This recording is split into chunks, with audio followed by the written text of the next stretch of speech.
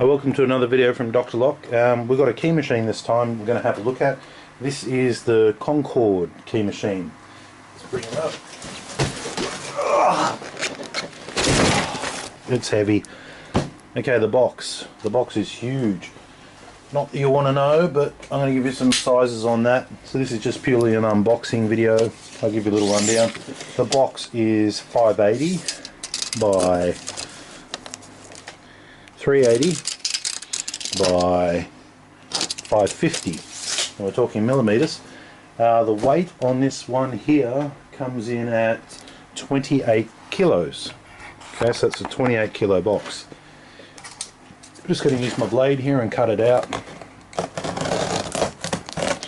Now, to be honest with you, I've never seen this machine before. I've only seen it online. The price was quite good, and we need a duplicating machine. So because we need a duplicating machine, we had to buy one. So we're just going to do an unboxing video and give you a little rundown on what's in the box.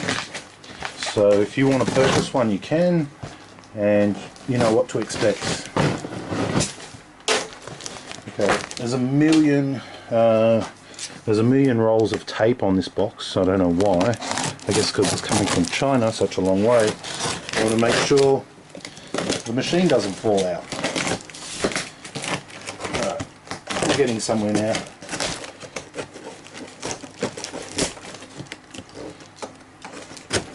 I'm using a sharp knife too. It's still taking forever. Okay.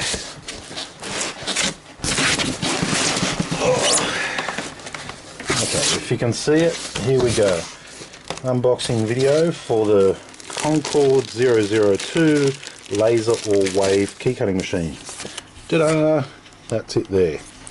The colours look very much like a silk machine. For what we're using it for, we're only using it for broken keys and things like that. As you can see there, it comes in two models, or I think two or more models. That's the type of keys it does. You can see they're laser keys, sort of track on one side, and it can also do dimple keys. Tells you about the carriages, removable, power. Power is the standard kettle or computer, 3 amp fuse. Tells you about the drawers, on and off, and 2-speed. That's the package there. For the price, it was quite a good machine. This is what's included here. You get one machine, a vise, a couple of cutters, a couple of tools, power lead, instructions, and blah blah blah. Okay, so without taking up any more of your time, let's start unboxing. So this is down. Oh, more tape. What have they done?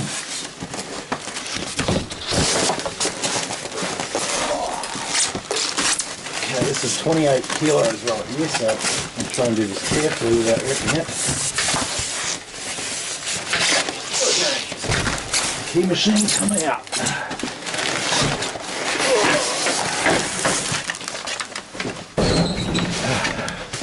This is as far as we've got so far. More tape. What's with these people and sticky tape?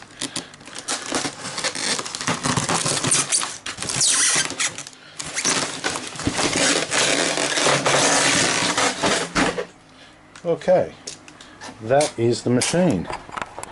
As you can see it there. Sorry, a bit messy in my workshop. It's bigger than I expected. A little bit bigger than I expected. So I'll give you some sizes on that. The weight of some of the items here I'm finding are really chunky. That right there is 2.5 kilos. They're my jaws. Easy to rotate. They've got this nice little lock-in thing similar to the Silka Futura, which I did a video on. Okay, so they look really cool. The way they're milled and all, yeah.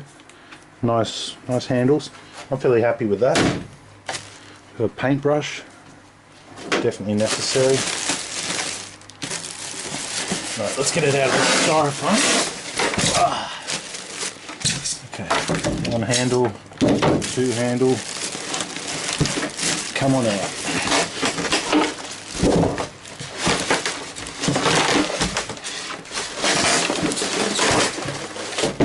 Go away, styrofoam. Okay, we have this device here. This is an unknown something at this time. We have a loose little nut there as well. Oop. And coming out of the bag, they have it included a cut key. So obviously they've tested it, which is okay. They've given me this thing here. I think this is some sort of free device. I'm guessing battery meter. I've never seen one. Positive, negative, no instructions, enter. I'm lost at what that is, but I hope that's like a freebie. When you buy something, you get something for free. I wouldn't expect that in the machine that you purchase. And another bit of information here. What we have here. Oh, here it is here.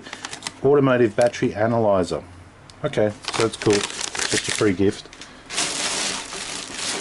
And just to let you know, no, we don't get this for free. No, we get nothing off these people. We bought this machine because we need a machine. Here are the cutters here. I'll take them out of the pack so I can show you. They look very similar to normal, if not just a little bit smaller. Like that's a 1mm cutter there. I'll give you the specs on it in case you have it. 1.5 diameter by 6 by 4L, 40L, 3F. That's the probe. 2 Allen keys. 2 tip stops. Right.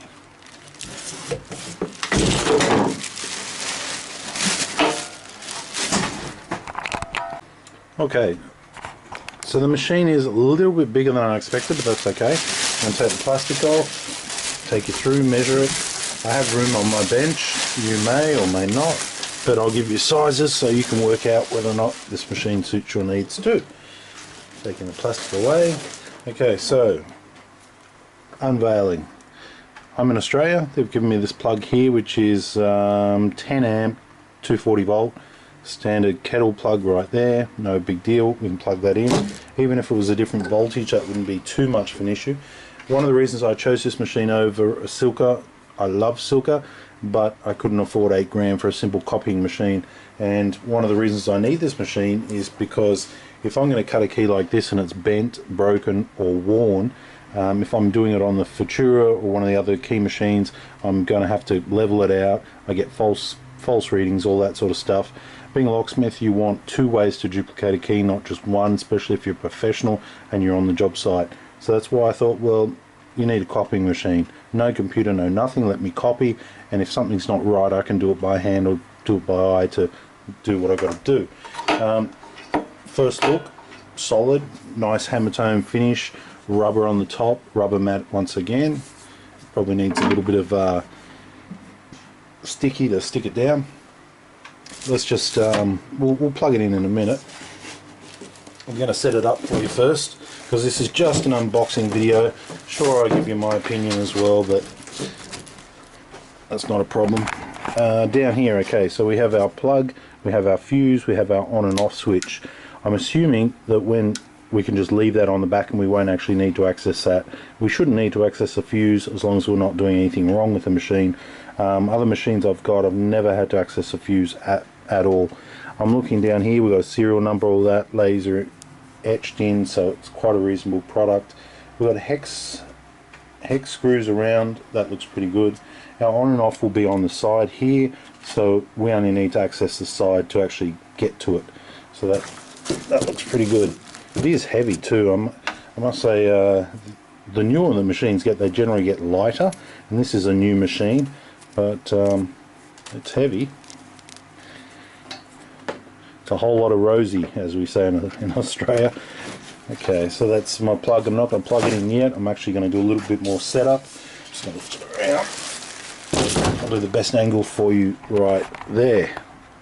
Okay, so we did get 2 poles that came with our machine, and that's a weapon. I've never set one of these up before, but I don't think it's going to be too hard. Just, okay. So this nut is upside down because I can see it slots into this spot over here.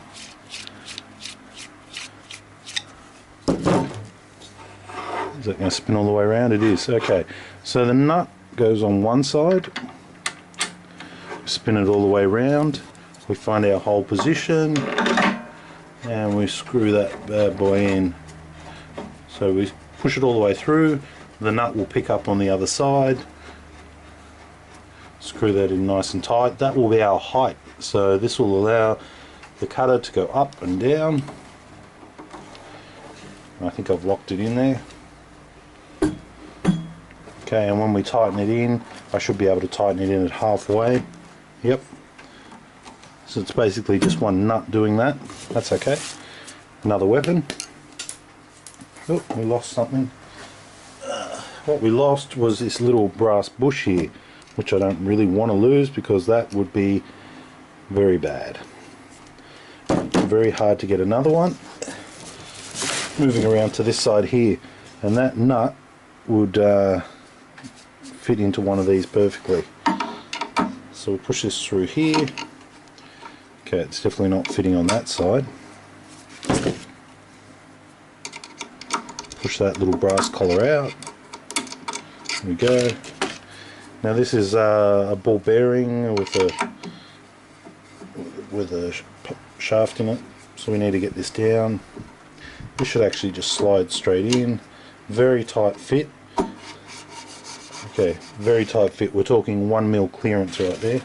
So obviously the manufacturer of this is quite good. Now this little bush right here looks like it fits there. It's actually used as a spacer. This little brass piece right here is a spacer from what I can gather. We'll put this into the second one. This nut that came with can go on the bottom here. Tightening it up. Okay, I will need a shifter to tighten that up even further. And I haven't read the instructions, I'm just winging it. Okay, you see that little notch right there? There's a little notch right there. So that means that we can't go wrong. We just slide this in like this. And there we go. Using our Allen key provided. Pulling it into the right position, locking it in. That jaw is now locked in. Okay, let's check my settings. Okay, I have a setting here. What's this one here? To be honest with you, I don't know what that one is. I'll read the instructions. This one here should lock my vertical, and it does. So I can't go left or right. Not my vertical, sorry, my backwards forwards. I've locked my backwards and forwards using this knob here. What's happening there? I can feel the spring loaded section. So, okay, maybe I'm too far over. The knob hits this nice part there, that's alright. And that's it. We have our downwards action, upwards action, left, right. I can feel a little bit of spring loadedness in there. I can also feel it hook into a position here, like a rest position. If you can hear that. Ready? So some sort of ball bearing to bring it to a home position over here, which I'm pretty amazed at. I think that's good quality. Okay, this part here, I'm not sure what that is, but I'm guessing it goes in around about there. So that's not a big deal, I can just back that off. It'll stop shavings getting into the ball joint, which is probably a good thing. Yep, it does. It goes, oops, I lost my nut. Under here. Come back. Oh, that's heavy. I'll just put that on there. So that'll stop a little bit of the brass filings getting into the ball joint. They've put one down below, but I'm surprised they didn't put one up the top here. Here's our cutters, here's our tip stops. I'll go through them later on. Our rotating jaws, I like the little sink. It's got a pin and a spring, so each time you rotate it, just locks in like that. We'll put which one's which? Okay, that's our guide. It's adjustable. I'm not going to adjust it now because it's probably perfect. We'll load our key like so and go through and copy both sides. I'm not sure if that will actually click it off. Some machines you actually pull it to the rest position like that and it'll actually click it off. It does sound a little bit like a switch. Let's find out. Oh, hello. Speed 1, speed 2. I don't have the specs on them at the moment. Normally you'd be doing about that speed. Okay, so it makes no difference on the motor. The motor's controlled by this knob on the side. It is fairly easy to get to as well. I'll give you some specs on the machine so you don't have to spend all day with me playing with it. Okay, 460 from the back of the machine to the front of these knobs in the rest position. I got 460. From the base looking up to the top of the handle, which is up here, this one right here, top part of it,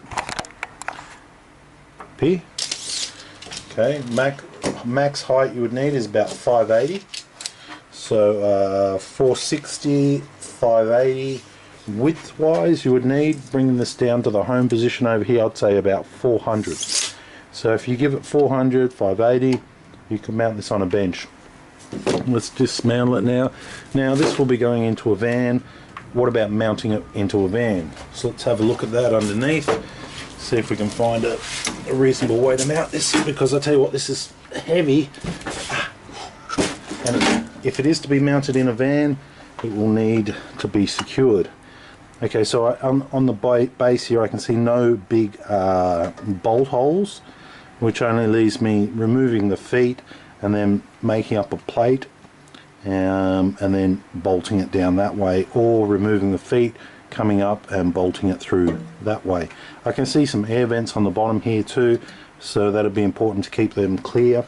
Up the back here, if you can see it, I can see some LEDs which are going to project down onto the machine on your key you're cutting, which is very good. There is a vent at the back, so when you're talking about key cutting swarf and things like that, yeah, that's another one. Okay, let's look at it from this point of view. Now this shield is non-moving. There is an adjustment here, clockwise to micro adjust, clockwise to down micro adjust. So there is an adjustment there, there is an adjustment here. I'm not going to mess with them just yet. And on this side here, it looks like you just simply put your cutter straight in, jam that all the way up, tighten it up using the Allen key which is provided. Okay, and that will work quite well. As far as loading a key, these jaws, I was a bit skeptical on these jaws at first when I saw them.